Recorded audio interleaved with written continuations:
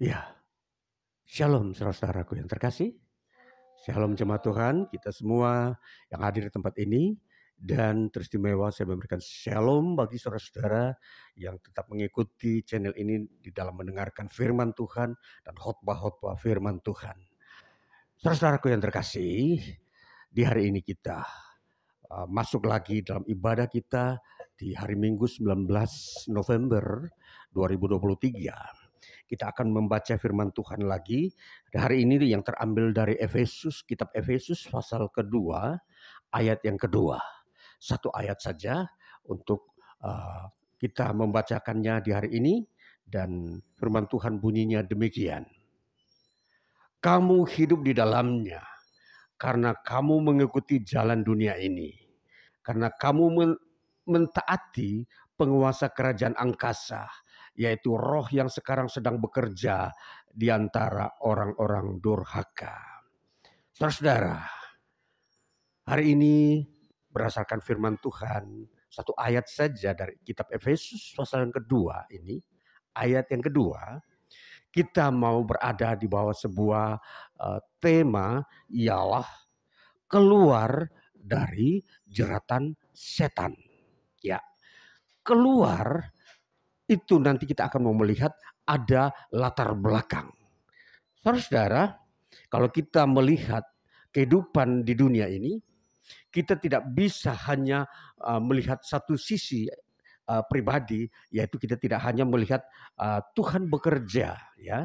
Kita tidak hanya melihat bagaimana Allah dengan kuasanya bekerja untuk menyelamatkan manusia dari dosa dan mengampuni dosa. Tapi kita melihat sisi yang lain, yaitu bagaimana setan juga bekerja di dunia ini yang mau menyesatkan atau membawa manusia jauh dari Allah. Nah ini saudara-saudara, jadi sesungguhnya ayat ini sedang mau ditampilkan untuk melihat atau membuka wawasan kita bahwa kehidupan di dunia ini ada pribadi yang mempengaruhi kehidupan kita secara negatif. Yang harus kita ketahui, yang kita lihat di bagian ini yang dikatakan ada pengaruh roh-roh setan. Nah, jadi tema ini sengaja saya sampaikan, dikatakan keluar dari jeratan setan. Artinya bahwa saudara-saudara, saya ingin mau menampilkan sisi yang secara objektif, bahwa seringkali kita tidak mau terbuka. Kita sulit atau tidak mau terang-terangan membuka ada satu pribadi yang bersembunyi di dunia ini yang disebut iblis atau setan yang selalu mengganggu, merusak kehidupan manusia. Ya, jadi ini saya mau bukakan secara objektif bahwa kita harus benar-benar terang melihat bahwa setan ada, setan pun bekerja untuk merusak kehidupan manusia. Ya, tentunya kalau saya memberikan kesaksian pelayanan saya bagaimana mengusir roh-roh setan, memang di sini terasa saudara-saudara. Saya sudah beberapa kali dipanggil untuk pergi mengusir roh-roh setan yang tinggal di satu rumah yang kosong, ya. Di situ pemilik rumah seringkali merasa terganggu karena sering mendengar suara-suara yang memilukan hati atau menakutkan jiwa, ya.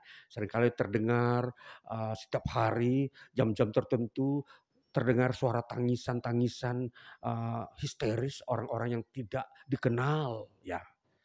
Masih ada suasana dalam rumah yang serem, ya.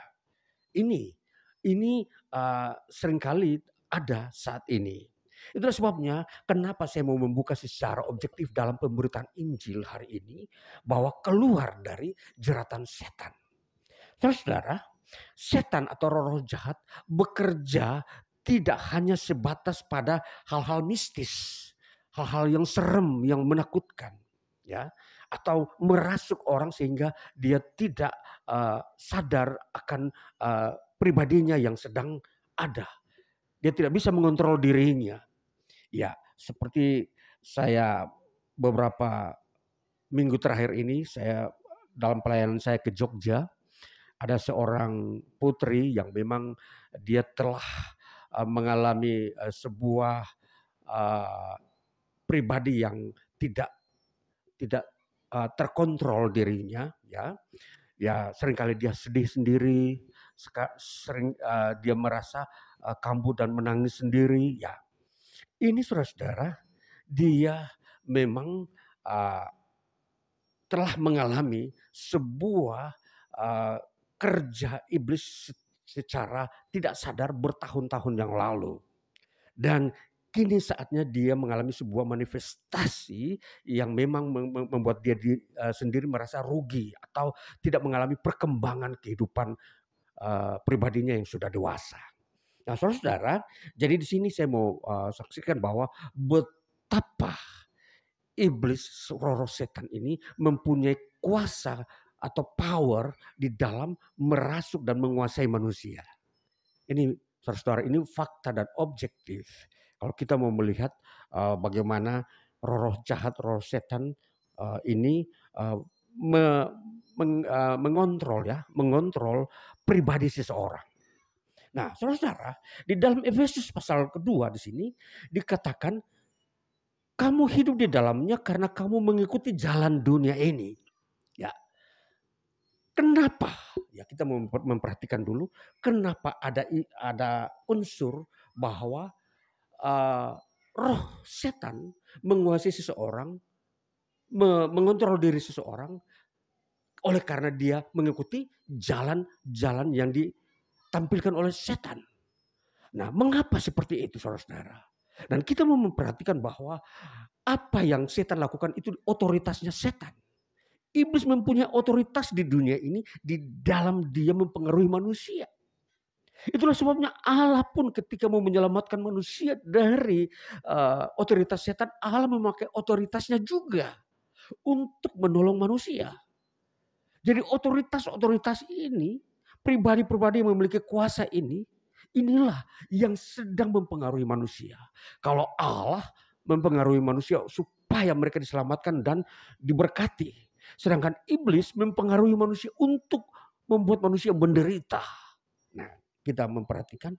Jadi kita memperhatikan bagaimana otoritas yang sisi gelap ini yang enggan ditampilkan oleh banyak orang. Yang mungkin orang merasa tabu berbicara tentang iblis. Orang tabu merasa tidak memenuhi selera akal manusia kalau berbicara tentang pribadi setan. Nah, ini saya mau tampilkan saudara-saudara supaya kita mau mengerti bahwa setan mempunyai strategi-strategi dan mempunyai jerat-jerat. Nah, makanya saya memberikan tema ini keluar dari jerat setan. Jerat itu adalah sebuah alat media yang dibuat oleh setan untuk menangkap manusia agar manusia tidak bisa keluar dari cengkeramannya setan. Nah, kalau kita melihat sejak awal iblis telah memakai banyak jerat. Kita mau melihat bagaimana permulaan manusia jatuh ke dalam dosa. Iblis memakai jerat sebuah tipu daya. Tipu daya dengan membalikkan kalimat-kalimat firman Allah secara terbalik. Ya. Jadi itu adalah sebuah jerat. Jerat itu seperti kalau kita pakai bahasa yang agak modern, tipu daya. Ya, tipu daya. Nah, saudara-saudara, kalau kita memperhatikan nelayan cara menangkap ikan, dia juga membuat jerat. Ya. Jerat itu tentunya kalau itu jala itu adalah jerat untuk menangkap ikan. Bagaimana caranya supaya ikan itu ditangkap dengan mudah? Dia memberikan sebuah makanan, ya, makanan di suatu lokasi di mana ikan itu senang makan. Lalu dia berkumpul di satu lokasi, baru si nelayan ini melemparkan jalanya. Teng, semua ikan yang berada di sekitar makanan itu ketangkap. Ini jerat namanya, saudara-saudara. Jadi kita memahami bahwa setan mempunyai jerat kepada manusia sama, mirip ilustrasi nelayan menangkap ikan. Jadi begini, kalau kita memperhatikan bahasa-bahasa modernnya, bahasa pikiran kita sekarang, bahwa jerat yang dibuat oleh iblis sesuai dengan ayat ini, Efesus pasal 2 itu, kita melihat itu dalam bentuk dua hal. Pertama, kebudayaan. Kedua, ilmu sosial. Ya, saudara-saudara, kalau kita melihat dua unsur terbesar yang merupakan jerat yang dibuat oleh iblis, ya, kita memperhatikan kebudayaan. Pertama, kebudayaan adalah karya manusia. Karya manusia di mana manusia mendapatkan itu dari interaksinya dengan alam dan lingkungan sekitarnya. Ya, alam tentunya di dunia ini dan lingkungan sekitarnya adalah roh-roh di udara. Jadi ada sebuah interaksi antara makhluk-makhluk roh jahat yang menampilkan bagaimana sesuatu pola pikir. Ya. Dan di sini latar belakang kitab Efesus memberikan latar belakang bagaimana kebudayaan yang begitu menguasai dunia saat itu. Latar belakang kebudayaan dunia yang paling kuat di era para rasul adalah kebudayaan Yunani kuno dan Romawi kuno. Dua kebudayaan kuno yang terbesar ini adalah memiliki kekuatan untuk mempengaruhi dunia. Sehingga dua negara ini dianggap negara superpower zaman dulu menguasai dunia secara bergantian. Artinya setelah Yunani menguasai dunia, kemudian Romawi menggantikannya. Kita memperhatikan dua kebudayaan yang terkenal sampai hari ini, saudara-saudara. Dua kebudayaan ini yang mempengaruhi kebudayaan-kebudayaan kecil manusia yang berada di berbagai-bagai negara. Dan kita memperhatikan kebudayaan yang paling menonjol dari kebudayaan Yunani dan Romawi kuno ini adalah apa? Ialah sarkastis. Apa itu sarkastis, saudara-saudara? Sarkastis adalah sesuatu tindakan kekerasan untuk mencapai kekuasaan. Jadi melalui kekerasan seseorang itu bisa mendapatkan kekuasaan. Dia menjadi raja. Contoh kalau kita memperhatikan pada era Yunani. Siapakah pemimpin-pemimpin raja-raja Yunani? Mereka adalah orang-orang yang kejam. Mereka orang-orang yang tidak takut mati. Mereka adalah orang-orang yang pantang menyerah. Mereka berani mempertaruhkan nyawa mereka. Dan mereka selalu memakai kekerasan sebagai senjata mereka untuk mereka hidup. Dengan kata lain bahwa tanpa kekerasan mereka itu tidak bisa hidup dan menguasai dunia. Jadi ini adalah kebudayaan. Ini kebudayaan sarkastis. Dan kemudian setelah Yunani menguasai kebudayaan ini diturunkan kepada Romawi.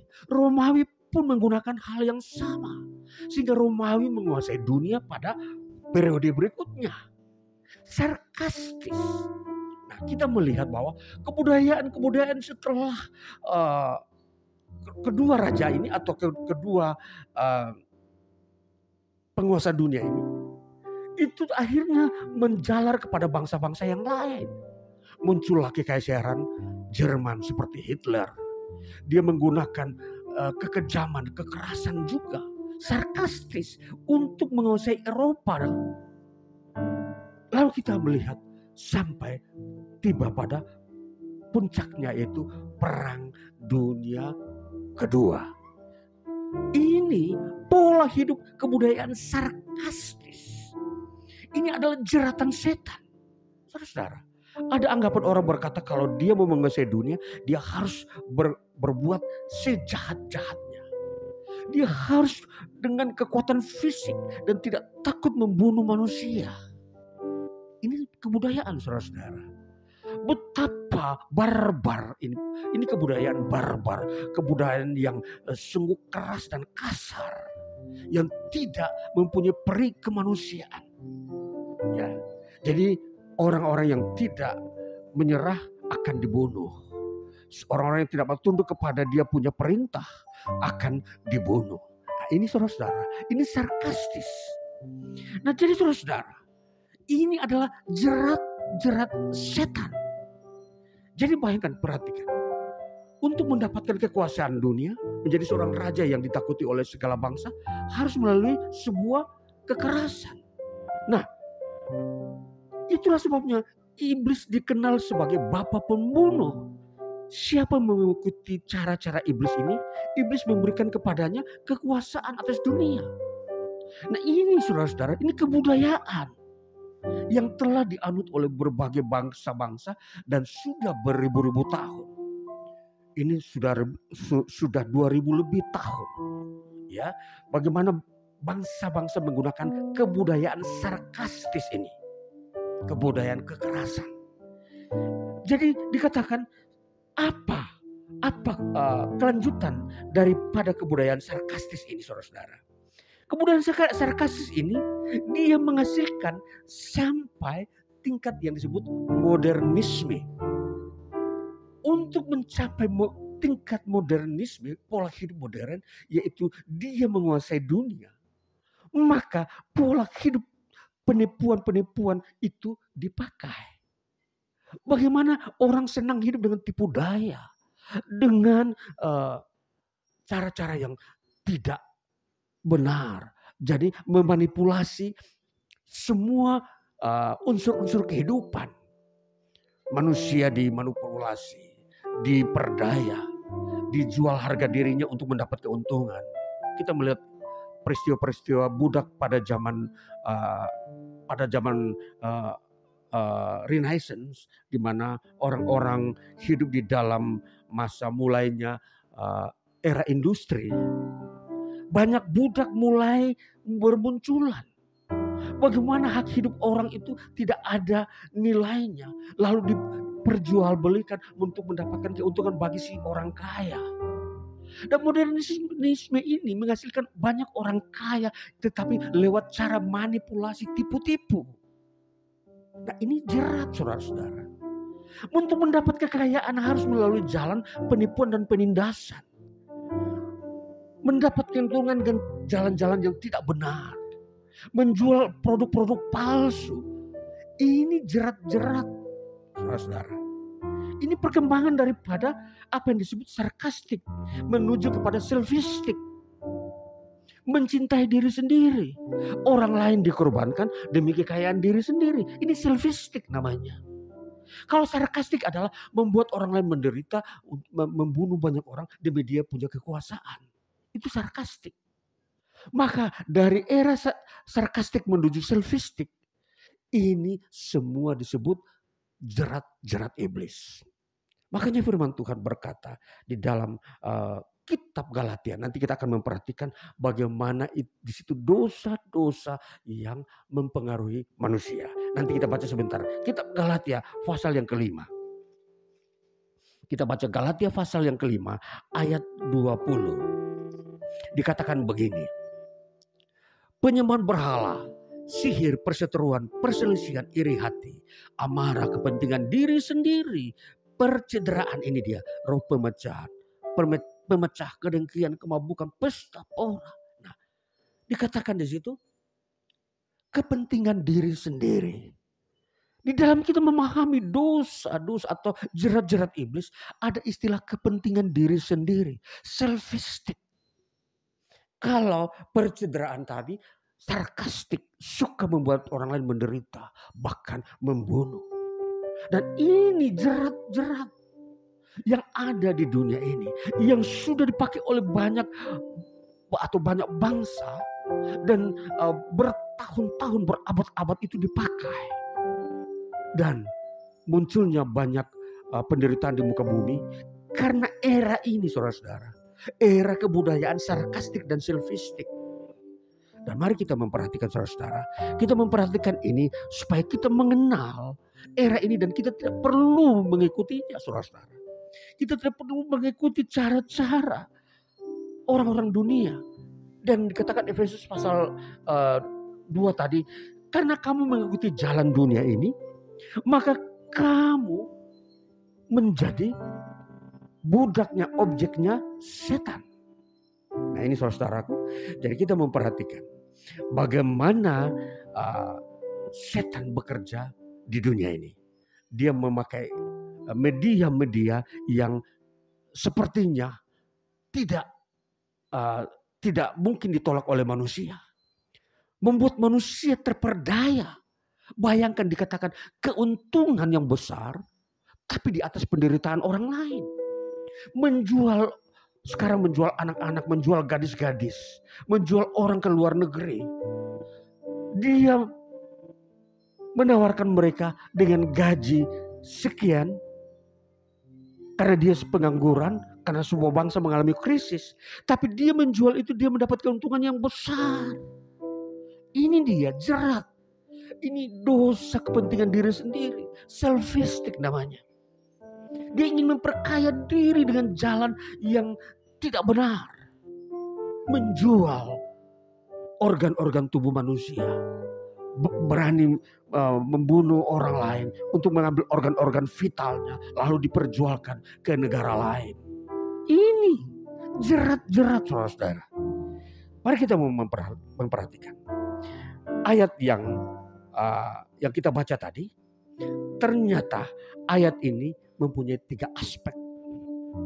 Aspek ini, aspek yang pertama adalah aspek yaitu orang-orang yang tidak bersekutu dengan Allah.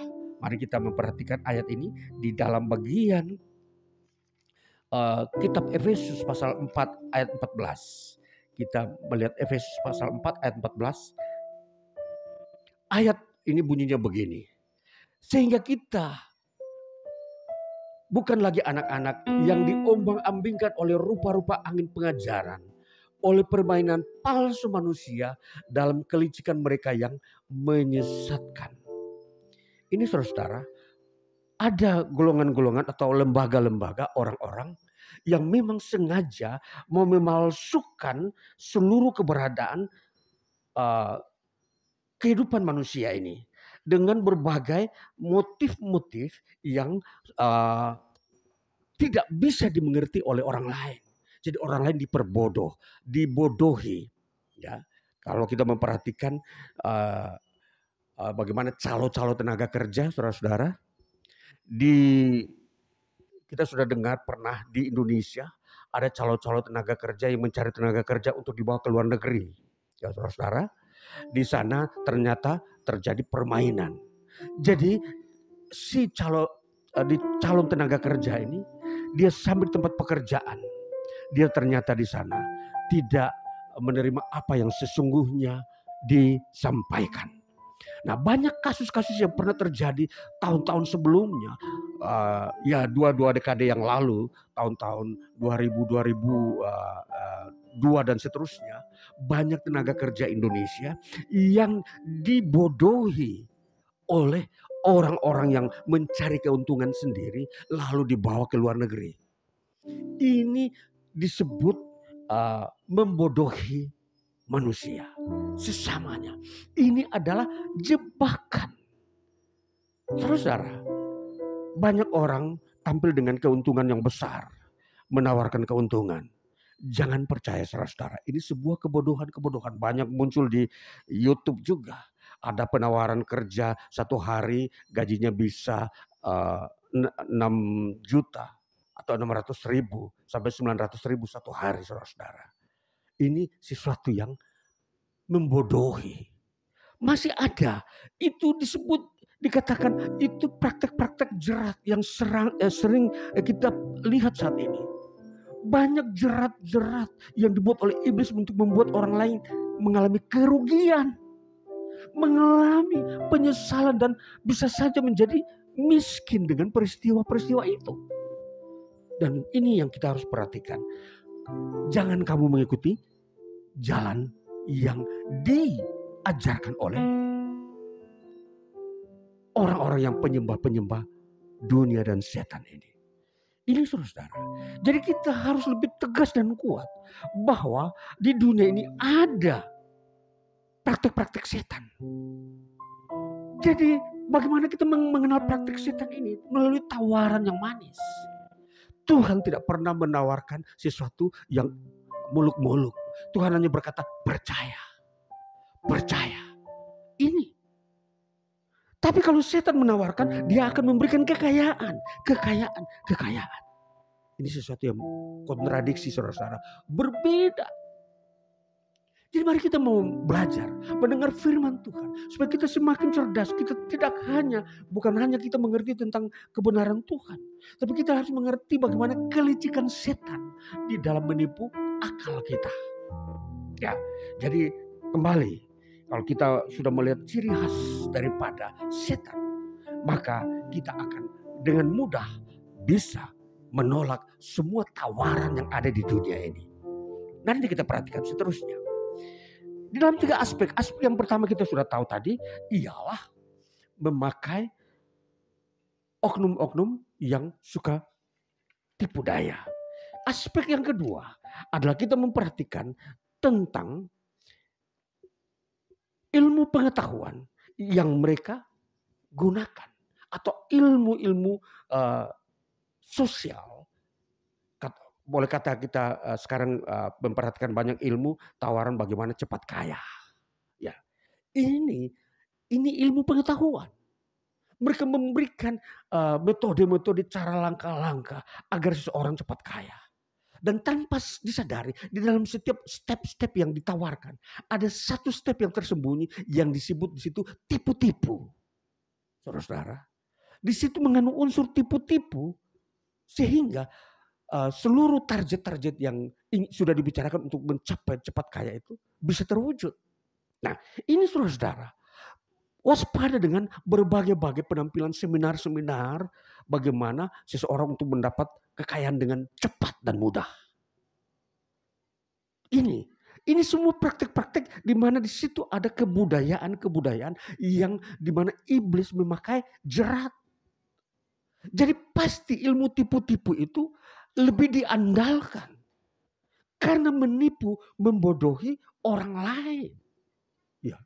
Orang lain terpesona dan mengikuti, akhirnya kekayaannya tersedot dan diambil oleh si penipu. Bahkan hidupnya diperjualbelikan. Lalu kemudian dia sengsara menderita berbagai-bagai penyakit. Tapi dia mendapat keuntungan. Contoh prostitusi, perdagangan wanita. Sama. Semua itu sampai kepada tingkat menjual harga diri dengan harga yang murah, tapi yang sebagai tokoh penjualnya adalah orang-orang yang suka menggunakan tipu-tipu untuk mendapatkan keuntungan yang besar, saudara-saudara. Dari tempat ini saya sampaikan bahwa firman Tuhan ini perlu simak baik-baik, bahwa di dunia ini setan penuh dengan kelicikan dan penipuan-penipuan yang dikerjakan. Aspek yang ketiga, kita memperhatikan tentang bagaimana orang-orang menjauhkan dari persekutuan dengan Allah. Aspek yang ketiga ini adalah aspek yang paling mengerikan, saudara-saudara. Dari akibat untuk mendapatkan keuntungan yang besar, orang harus memang meninggalkan persekutuan dengan Allah. Persekutuan dengan Tuhan. Karena di dalam Tuhan hanya kita menemukan kebenaran, keadilan dan kasih. Kalau itu dikorbankan, itu pertanda bahwa kita meninggalkan persekutuan dengan Tuhan. Nah, ini aspek yang ketiga, ialah meninggalkan persekutuan dengan Tuhan. Sangat merugikan, saudara-saudara. Jadi kita melihat bagaimana kebudayaan-kebudayaan yang sekarang ini ditampilkan adalah bagaimana menampilkan sosok seseorang yang begitu populer. Dengan karakter dan temperamen, bahkan karisma-karisma yang dia punyai. Itu seringkali ditampilkan. Tetapi sesungguhnya tidak ditampilkan bagaimana persekutuan dengan Allah. Yaitu keadilan, kebenaran dan kasih yang menjadi warna yang ditampilkan. Sifat-sifat Allah tidak ditampilkan di dalam sebuah model bagaimana perkumpulan orang-orang modern. Hanya ditampilkan bagaimana seseorang yang tampil dengan karisma yang unggul, yang kuat. Dengan bagaimana ciri-ciri kesukaan-kesukaannya. Bagaimana dia melatih diri. Itu, saudara-saudara, itu hanya ditampilkan dan itu nanti mengakibatkan kecongkakan. Kecongkakan inilah yang menjadi jerat setan bagi manusia. Orang senang dengan congkak karena pribadinya yang begitu berpotensi tinggi, karisma yang baik. Akhirnya dia menganggap dia yang unggul. Orang lain tidak bisa melebihi dia. Inilah ilmu sosial. Kecongkakan diri. Dan itu mengarah kepada bagaimana percampuran karakter-karakter yang sudah dimodifikasi oleh setan. Setan mampu memodifikasi warna hidup manusia ini supaya tidak kentara bahwa itu jelek dan buruk. Setan selalu menampilkan kelihatan mata manusia baik, tetapi di balik itu sebenarnya ada yang paling buruk, ialah kecongkakan. Saudara disenangi oleh banyak orang dunia ini. Itu kelihatannya menarik. Tetapi di balik semua itu ada kecongkakan. Ada muncul dalam hati dan pribadi saudara yang begitu disegani atau dihormati banyak orang. Muncul kecongkakan dalam diri saudara. Inilah yang menjadi jerat. Iya, saudara menikmati pujian-pujian banyak orang. Tetapi di dalam diri saudara muncul kecongkakan. Dan ini sebuah penderitaan diri saudara-saudara. Ketika saudara congkak, saudara tidak bahagia. Tidak ada sukacita dalam diri saudara. Dan ini saudara-saudara, kita melihat 3 aspek ini begitu berbahaya. Aspek pertama, tipu-tipu. Ya, aspek kedua, bagaimana produk-produk yang dipalsukan. Aspek yang ketiga, membuat orang jauh dari persekutuan dengan Allah. Itu sangat-sangat merugikan manusia. Saudara-saudaraku yang terkasih, baik kita melihat 3 aspek ini daripada jerat setan ini, maka kita melihat bahwa perkembangan dunia saat ini, setelah kita melihat bagaimana periode-periode para rasul, di mana kebudayaan dan ilmu sosial itu begitu kuat dan mempengaruhi kehidupan orang-orang Kristen mula-mula. Sehingga Rasul Paulus menegaskan, jangan kamu menerima ajaran-ajaran roh-roh setan itu. Akhirnya kita memperhatikan bagaimana nasihat Paulus kepada jemaat Efesus ini perlu ditegaskan kepada kita. Gereja di akhir zaman, begitu juga harus jangan menerima ajaran roh setan-setan yang di dalamnya mengandung unsur humanistik. Bagaimana manusia ditonjolkan, bagaimana manusia dilebih-lebihkan. Kita memperhatikan bagaimana gaya hidup di dalam dunia modern. Semua mendewakan emas, pakaian-pakaian mode yang begitu mutakhir saat-saat ini, dengan penampilan jenis-jenis kain yang begitu mahal dan indah. Ini semua bagian-bagian yang dipakai oleh setan untuk nanti membawa manusia mencintai dirinya sendiri. Dia akan menjadi seorang yang dikatakan paling indah dan paling anggun di antara manusia di muka bumi. Dan memakai pakaian yang paling berharga, yang paling membuat daya tarik banyak orang. Saudara-saudara, ini gaya hidup. Dan ini bagian daripada jerat setan, saudara-saudara. Kita memperhatikan nasihat Rasul Paulus. Dia bilang, lebih kamu mendandani hati nuranimu, jangan mendandani fisikmu, pakaianmu yang indah-indah, emas yang kau pakai berlebih-lebihan. Ini jeratan setan, saudara-saudara. Jangan berpikir bahwa barang yang indah itu hal yang natural, yang alamiah, tidak mempunyai pengaruh. Ini barang-barang yang indah telah menjadi terkontaminasi oleh bagaimana pengaruhnya setan, otoritasnya dia di bumi ini. Jadi setan, iblis telah masuk ke dalam seluruh kebudayaan manusia di dunia ini. Termasuk disebut benda-benda yang berharga, barang-barang yang indah, mewah. Di situ ada emas, ada berbagai barang-barang yang mahal harganya. Mulai daripada rumah, kendaraan, dan alat-alat yang bersifat individu sampai kepada handphone. Saudara-saudara, ini benda-benda ini semua kelihatan mahal, saudara-saudara. Ini berharga semua.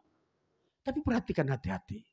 Semua ini bisa dipakai oleh iblis sebagai media untuk menjerat manusia. Saudara-saudara, jadi kita memperhatikan bagaimana apa yang kita kenal jerat iblis. Mari kita memperhatikan istilah Yunani yang dipakai di dalam ayat ayat Efesus pasal 2 ini dikatakan, ayat yang kedua, pasal 4 ayat yang kedua, maksudnya pasal 4 ayat 14 dikatakan di sini, Prematos to nun energontos entois huios tes apeteias. Ya, ini dikatakan begini. Roh-roh yang sekarang sedang bekerja di antara orang-orang durhaka. Ini kita memperhatikan, ini roh-roh ini, roh-roh supernatural. Ini roh-roh setan. Itu dia penguasa-penguasa udara yang manusia tidak mampu mengalahkannya. Itulah sebabnya manusia yang bersekutu dengan Kristus yang mampu mengalahkan roh-roh setan ini. Yang tipu dayanya bisa ditolak. Yang bagaimana taktik cara-cara iblis untuk menjatuhkan orang-orang beriman itu bisa ditolak juga. Sehingga saudara-saudaraku yang terkasih, bersekutu dengan Kristus Yesus adalah satu-satunya cara untuk mengalahkan tipu daya setan dan jerat setan. Kita membaca firman Tuhan dan berdoa setiap waktu. Itu mempunyai fungsi bukan saja kita dipelihara oleh Tuhan dan diberkati, tapi membuat kita juga bisa mengalahkan tipu setan di dunia ini. Dan ini yang harus kita bisa kerjakan. Jadi janganlah kita meninggalkan sehari pun persekutuan kita dengan Kristus dalam doa, di dalam membaca firman-Nya, di dalam penyerahan dan penyembahan. Ini poin-poin sangat-sangat penting, sangat-sangat riskan, yang sangat begitu kuat untuk menolong kita, saudara-saudara. Jadi kalau kita tahu apa itu, bagaimana memelihara iman, itu satu-satunya cara dengan berdoa dan membaca firman. Sudah tidak ada cara lain. Berdoa, engkau memuji menyembah Tuhan. Engkau membaca firman-Nya, supaya firman itu adalah kata-kata inti yang ada dalam hati saudara. Maka ketika saudara tampil di dunia ini, semua tawaran-tawaran setan yang begitu indah, saudara tidak tergiur.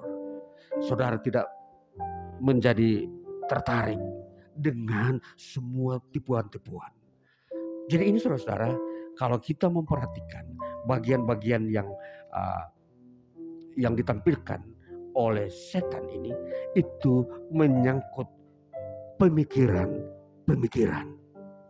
Di dalam pikiran saudara akan terproses bagaimana melihat keindahan-keindahan yang dibukakan oleh setan. Setan tidak menampilkan hal yang buruk. Kalau dia menampilkan hal yang buruk, semua manusia bisa menolak.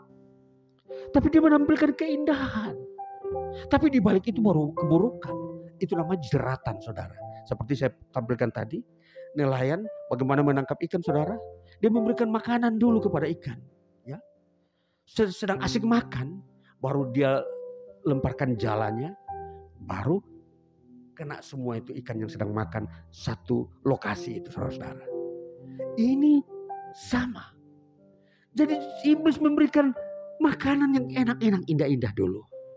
Baru setelah itu puas ditangkap, masuk dalam jeratan dia, ikut dia punya ajaran, melakukan kejahatan sarkastis, melakukan selfistik. Ini harus, karena sudah enak dengan makanan yang enak, rumah villa yang indah, taman yang begitu bagus ditata. Saudara enggan keluar dari sana. Ketika saudara keluar dari lingkungan itu, melihat ke tempat yang buruk, saudara malas, saudara kembali. Tetapi di situ menjadi tawanan setan. Saudara pilih menjadi tawanan setan yang ditawarkan di dunia ini dengan keindahan, ataukah di luar tawanan setan walaupun saudara sederhana. Ini hanya dua pilihan.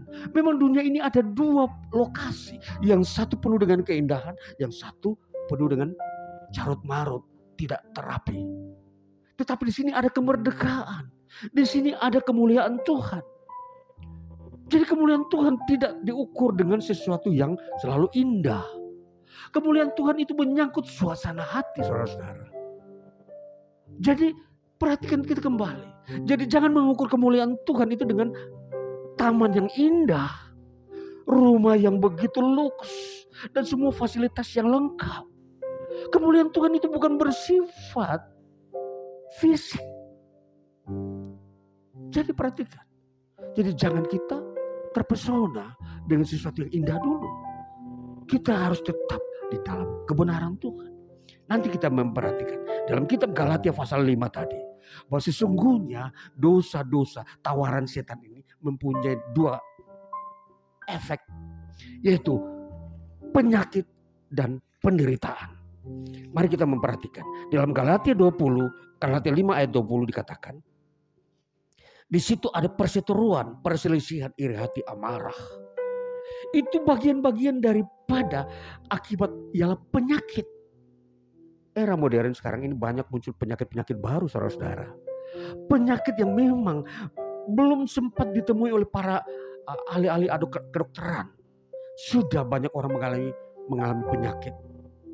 Belum menemukan obatnya, muncul penyakit. Saudara-saudara, ini apa? Apa penyebab mengapa demikian? Karena ada dosa-dosa yang hasil jeratan setan yang membawa penyakit. Nah ini saudara-saudara. Kalau saudara senang hidup dalam perseteruan, perselisihan, iri hati, amarah, itu adalah jeratan setan yang dari hasil akibat daripada tipu-tipu tadi. Orang yang suka tipu-tipu menjalani segala ajaran-ajaran setan, dia akan muncul kepada perselisihan. Ujung-ujungnya dia iri hati, dia amarah, dia perseteruan. Dan lebih ujung lagi, dia menderita penyakit. Saudara-saudara, jadi setan menampilkan penyakit akhir daripada hidup manusia. Menderita bukan? Setelah dia dikenyangkan oleh setan dengan berbagai keindahan di dunia ini, dengan berbagai cara-cara yang jahat. Tetapi ujung akhir hidupnya, hidup dengan sakit penyakit. Saudara-saudara, lain halnya yang berikutnya. Ada faktor yang berikutnya yang ujungnya adalah penderitaan. Yaitu kalau terjadi percederaan, roh pemecah, kemabukan, pesta pora, dan kepentingan diri sendiri. Itu menghasilkan penderitaan saudara. Penderitaan batin. Sukar tidur, insomnia. Mau tidur harus memakai obat tidur saudara-saudara. Ini penderitaan. Karena telah mengikuti jalannya setan. Jadi banyak orang di dunia ini yang asal-usul penyakitnya mereka sukar temui. Dari mana? Ada yang sakit jiwa, sakit mental.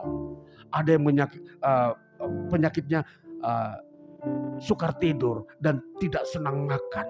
Dan senang dengan hanya benda-benda candu-candu yang hanya membuat manusia tidur. Ini apa? Bukan karena manusia mencintainya, ada roh-roh setan yang sudah memperdaya manusia. Maka apa yang terjadi? Hanya penderitaan, sakit jiwa bertahun-tahun. Hidup di dalam kondisi ketergantungan obat tidur, tidak bisa tidur. Penderitaan. Ini kita harus tahu. Jadi tinggalkan cara-cara setan, tipu daya, sarkastik, selfistik itu. Keuntungan yang tidak benar. Datanglah dengan penuh rendah hati kepada Kristus. Engkau mendapatkan yang terbaik. Tuhan menyediakan surga jauh lebih indah daripada keindahan istana di bumi ini. Villa yang termahal di dunia ini, itu tidak bisa lebih indah daripada kerajaan surga. Saudara-saudara, jadi kita memperhatikan bahwa bagaimana kita mendapatkan kesimpulan dari kehidupan yang kita hadapi saat ini. Dunia yang penuh dengan ketidakterang-terangan. Banyak orang sedang hidup dengan palsu-palsu, di gelap-gelap. Kita bagaimana mendapatkan kesimpulan ini? Firman Tuhan katakan dalam Roma 12 ayat 21 dikatakan, kalahkan kejahatan dengan kebaikan. Bagaimana mengalahkan tipu daya setan? Kalahkan dengan berbuat baik. Apa itu berbuat baik, saudara-saudara? Berbuat baik, saudara datang kepada Tuhan, meminta anugerah Tuhan. Dan di situ saudara akan mendapatkan pola hidup yang baik. Tidak bisa kita berbuat sesuatu yang baik dari diri kita sendiri. Kita tidak mempunyai modal untuk berbuat baik, saudara-saudara. Manusia tidak mempunyai modal untuk bisa berbuat baik. Hanya kalau dia datang bersekutu dengan Kristus Yesus.